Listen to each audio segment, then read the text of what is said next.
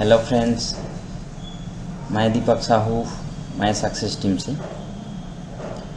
आज ये वीडियो में मैं आपको क्लियर कराऊंगा कि हमारे 2G और 4G आईसी के जो रिक्वायरमेंट वोल्टेज हैं उसको मैं इस वीडियो में क्लियर कराऊंगा। पिछले जो वीडियो मैंने क्लियर कराया था आपको APT आईसी के ऊपर में कि APT आईसी की इनपुट और आउटपुट वोल्टेज कितने कितने हैं, ठीक है। तो वही वोल्टेज मैं फिर इसमें आगे में लेकर के आया हूँ कि उसके आगे जो वोल्टेज प्रोवाइड हो रहा है 4G को और 4G आईसी को और कौन कौन से वोल्टेज मिलने चाहिए, तब हमारा नेटवर्क सेक्शन वर्क करेगा। 2G के कौन कौन से रिक्वायरमेंट वोल्टेज होते हैं वो सब इसके अंदर में बताने का कोशिश किया हूँ और एनिमेशन के थ्रू से आपको समझाने का कोशिश कर रहा हूँ कि आप लोग अच्छे से समझ पाओ इस वीडियो की मदद से। और मेरा क्या है, मेरा उतना ज़्यादा वीडियो में एक्सपीरियंस नहीं है। मैं शुरू में भी बोलता हूँ कि कुछ भी गलती भी होता है उसको इग्नोर कर दीजिएगा, ठीक है।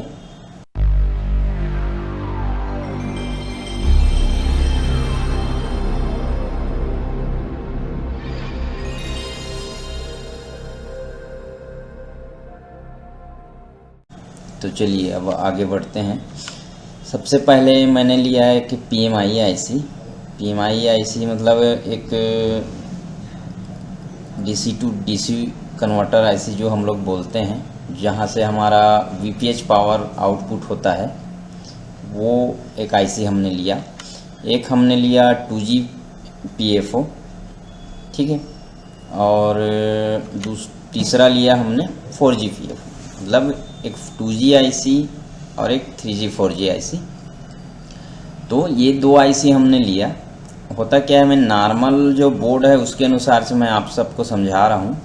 क्या होता है कि सैमसंग में हमारा फ्रंट एंड मॉड्यूल आईसी अलग से लगा कर रखता है, और इसमें जो जेनरिक नॉर्मल जो MI ओप्पो वीवो ये सारे सेट हैं उसके अंदर में 2G PFO के अंदर में अटैच है।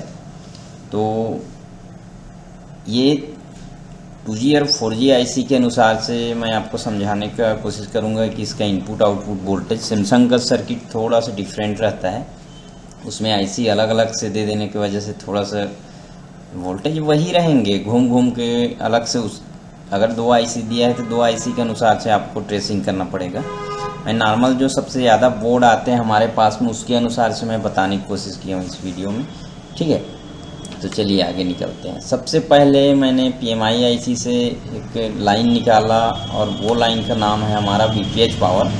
यहाँ पर हमारे वोल्टेज मेजर करेंगे तो हमको वहाँ पर 4.2 के वोल्टेज मिलने चाहिए, ठीक है। तो उसके लिए वहाँ पर एक फ़िल्टर कैपेसिटर यूज किया गया है और उसी लाइन में एक नॉर्मल कॉइल यूज करता है, ताकि ये कॉइल किस काम के लिए होता है कि VPH पावर जो ऊपर से आ रहा है, यदि वहाँ धक्के के साथ में अगर आगे कुछ हाई वोल्टेज आ गए या तो फिर शॉर्टिंग वोटिंग के केस आते हैं या तो कोई भी ऐसा प्रेशर बने जिसकी वजह से वो कॉइल आगे के सेक्शन को नुकसान मत करे, इसलिए वहाँ पर एक कॉइल यूज किया गया है। फिर उसके आगे में एक लाइन निकाल के वहाँ पर फिर एक फ़िल्टर कैपेसिटर यूज किया गया है। उसके बाद डायरेक्ट वो आईसी के अंदर इनपुट किया गया और वहाँ पर भी एक कैपेसिटर देखने के लिए मिल जाएगा आईसी के बगल में, वहाँ पर भी आप वोल्टेज मेजर कर सकते हैं, ठीक है। और उसी लाइन में से हमारे आईसी के अंदर में दो लाइन को दिया गया है। एक लाइन का नाम रहेगा VBAT और एक जो दूसरे बॉल रहेंगे उस बॉल का नाम रहेगा VCC।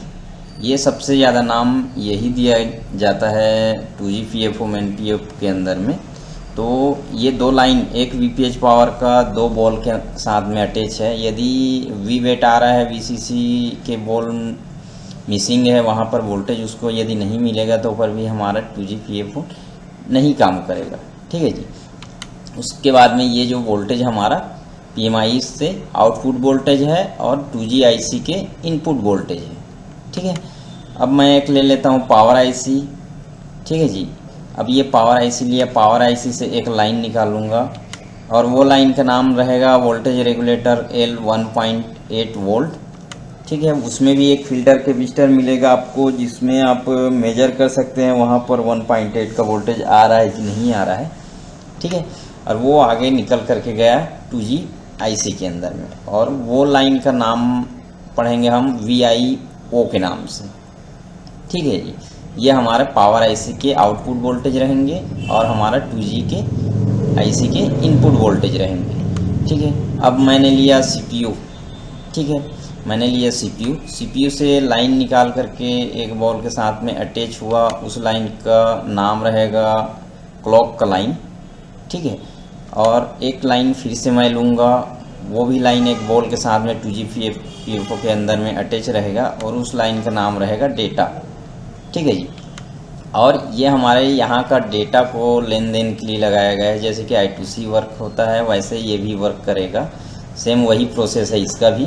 इसमें बस वही फ़र्क है, मैं पिछले में भी बताया हूँ कि इस सेक्शन में हमको कैपेसिटर देखने के लिए मिल जाता है, कैपेसिटर ये तो सीरीज में रजिस्टर मिल जाते हैं, लेकिन ट्रेलर में नहीं मिलेंगे। जैसे कि पावर IC से 1.8 उठा करके 2 पुलअप रजिस्टर लगा के I2C लाइन को देता है, वैसे नेटवर्क सेक्शन में यूज नहीं करता है।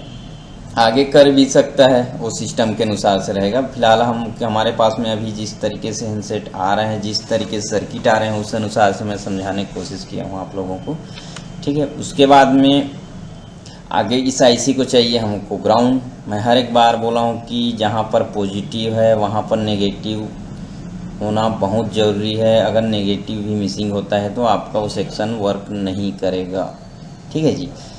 अब आते हैं नीचे, देखिए हमने एक VPH पावर, यहाँ पर देखिए VPH पावर के लाइन में से फिर एक लाइन हमने उठाया, ठीक है जी।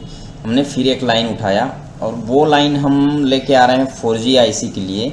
VPH पावर लाइन वही है, उसका एक ही लाइन है। कॉइल के पहले जो फिल्टर के पिस्टन लगे हैं वहाँ से एक लाइन उठा करके मैं नीचे 4G के लिए लेके आ रहा हूँ। सेम ऐसे ही सर्किट आपको डायग्राम में भी ट्रेस करेंगे तो ऐसे ही सर्किट मिलेंगे आपको। हार्डवेयर सॉल्यूशन में भी चेक करेंगे तो भी ऐसे मिलेगा। लेकिन मेरा कहने का मतलब ये है कि कोई हार्डवेयर टूल है उसके ऊपर डिपेंड मत रहिए। अगर वो बंद हो जाता है तो आप काम थोड़ी ना बंद करोगे, इसीलिए वो सेक्शन को समझने की कोशिश कीजिए, ठीक है। फिर यहाँ पर मैंने लिया ये लाइन, इस लाइन में भी 2 फिल्टर कैपेसिटर लगे हुए हैं। यहाँ पर भी आप VPH पावर के वोल्टेज चेक कर सकते हैं। जो हमारा वोल्टेज रहेगा 4.2 के वोल्टेज, किसी किसी में 3.9 भी आ सकते हैं, किसी किसी में 4 वोल्ट, 3.5 वोल्ट। इसी लाइन में क्या है, नॉर्मली हम जो VPH पावर को जो जितना वोल्टेज के नाम से जानते हैं वो हमारा है 4.2 वोल्टेज, इसलिए मैं हर बार 4.2 वोल्टेज ही बोल रहा हूँ आप लोगों को, ठीक है। और उस लाइन का नाम हमारा रहेगा VWAT, ठीक है। जैसे 2G PFO के अंदर में VWAT का नाम लिया गया है, वैसे इसमें भी VWAT लिया गया है, ठीक है। अब उसके बाद में नेक्स्ट हम आते हैं I2C की लाइन, ये I2C बोलता हूँ 1.8 की लाइन, सॉरी 1.8 की line. Voltage regulator L1.8 line से फिर एक लाइन निकलेगा, वही दोनों लाइन देखिए। पहले VPH मेन VPH जो लिया हुआ है वो भी वहीं से लिया हुआ है, क्या बोलते हैं आपके PMI से, उसी जगह से नीचे जो लाइन हम पावर IC से 1.8 दे रहे थे 2G IC को, वही लाइन में से एक सप्लाई बाहर निकल करके 4G IC में भी जाएगा।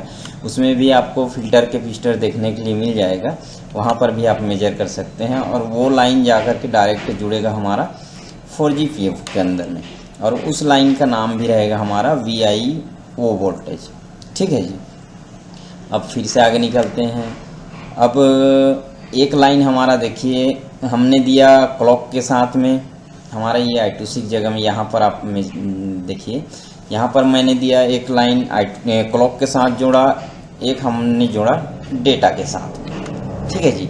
और डेटा के साथ में ये भी आवागमन स्टार्ट हो गया।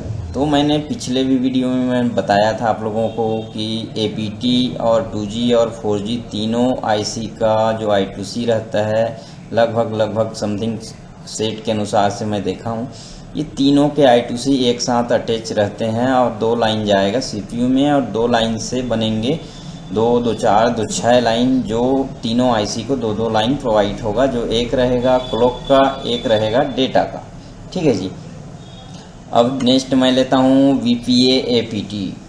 ये वोल्टेज पिछले मैंने जो पढ़ाया था, मैं आपको पिक्चर दिखा दे रहा हूँ, वेट कीजिए। ये जो पिक्चर आपने देखा पिछले में, वही पिक्चर में से जो VPA PT आउटपुट हो रहा है वही वोल्टेज यहाँ आने वाले हैं जो 4G IC के अंदर में। और यहाँ पर सीधा एक लाइन आउटपुट निकला VPA PT के, उसमें भी आपको फिल्टर कैपेसिटर मिल जाएंगे। और उसके बाद में आगे जो यहाँ से लाइन बनेंगे वो 3 लाइन बनेंगे, ठीक है। जो VPA PT के जो वोल्टेज होते हैं 3 बॉल में जाएंगे 4G IC के, और तीनों में आपको एक कैपेसिटर देखने के लिए मिल जाएगा। और वहाँ पर भी आप वोल्टेज मेजर कर सकते हैं कि वहाँ पर हमारा VPA PT का वोल्टेज आ रहा है कि नहीं आ रहा है। 3 वोल्ट के आसपास आता है VPA PT, वो वोल्टेज आप चेक कर सकें। 3.5 भी आता है। जैसे कि VPA PT का जो वोल्टेज होता है, देखिए बाकी जो क्वालकॉम जितने भी हैंडसेट हैं उसमें डायरेक्ट अलग से APT सेक्शन बना दिया है। लेकिन मीडियाटेक में क्या होता है, मीडियाटेक में डायरेक्ट पावर IC से VPA PT की वोल्टेज आउटपुट कराता है और वहीं से इसको प्रोवाइड कराता है, ठीक है। और देखिए ये 3 लाइन लिया, तीनों लाइन में से एक लाइन का नाम दिया गया है इसके डायग्राम के अनुसार से, डेटा शीट के अनुसार से पढ़ोगे तो। एक लाइन को हमारा VCC1, दूसरे लाइन को VCC2 और तीसरे लाइन को VCC2_2। ये 3 वोल्टेज 3 नाम दिए गए हैं VPA PT के।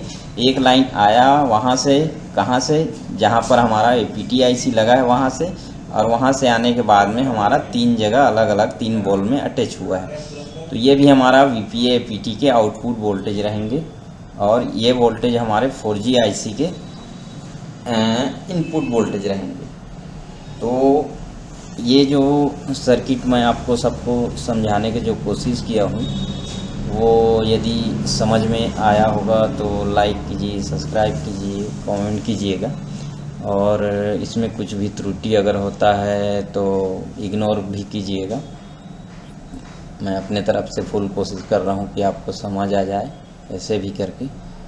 और आगे जो सेक्शन रहेगा वो मैं अभी फ़िलहाल क्लियर नहीं कर रहा हूँ, देख करके मैं आपको सबको बताऊंगा कि कौन से सेक्शन के ऊपर मैं आपको आगे नेक्स्ट लेसन रहेगा। लेकिन नेटवर्क सेक्शन के ही लेसन के ऊपर मैं बनाऊंगा, मैं नेक्स्ट लेसन सॉल्यूशन लेके आऊँगा। अभी तो मैं आपको ओनली वोल्टेज सर्किट समझाया, उसके बाद मैं आगे धीरे धीरे बाकी भी सर्किट को समझाते जाऊँगा, ठीक है जी। तो चलिए मिलते हैं नेक्स्ट वीडियो के साथ में। नमस्कार।